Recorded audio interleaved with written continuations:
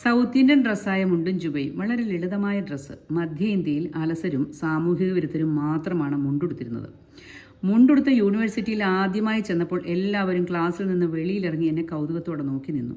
കൈകൾ വീശി ഞാൻ എൻ്റെ മുറിയിലേക്ക് പോയി. ഗംഭീര സ്വീകരണം. ഞാൻ പ്രൊഫസറായി ചാർജ് എടുത്ത അന്ന് ആദ്യമായി ചെയ്തത് ആൺകുട്ടികളെയും പെൺകുട്ടികളെയും ഒരുമിച്ചിരുത്തുകയായിരുന്നു. കാരണം എൻ്റെ ക്ലാസ്സിൽ ഓരോ മൂലയിലും ഇരിക്കുന്ന പെൺകുട്ടികൾ, അവർക്കിടയിൽ ഒഴിഞ്ഞ കസേരകൾ, വളരെ ദൂരത്തായിരിക്കുന്ന ആൺകുട്ടികൾ. ഞാനെന്തിന് ഒഴിഞ്ഞ കസേരകൾ കാണണം? എല്ലാവരെയും ഒരുമിച്ചിരുത്തി. ഇത് അന്നത്തെ സദാചാരത്തിനെതിരായിരുന്നു. ഇത് പിന്നീട് പ്രശ്നമായി വൈസ് ചാൻസലറുടെ ചെവിയിലെത്തിയെങ്കിലും ഞാൻ എൻ്റെ തീരുമാനത്തിൽ ഉറച്ചു നിന്നു. എന്തിന് ആൺകുട്ടികളും പെൺകുട്ടികളും തമ്മിൽ അകലം കൂട്ടണം?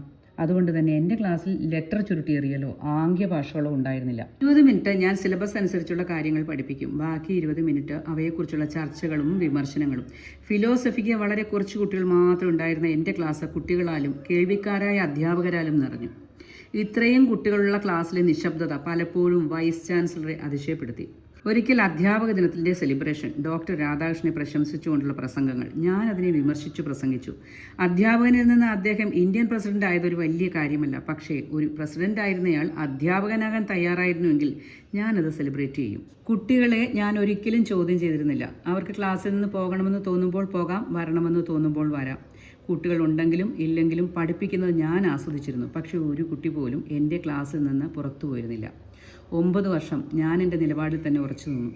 എൻ്റെ നിലപാടുകൾ ശരികളുണ്ടായിരുന്നതിനാൽ ആരും എന്നെ ചോദ്യം ചെയ്തിരുന്നതുമില്ല.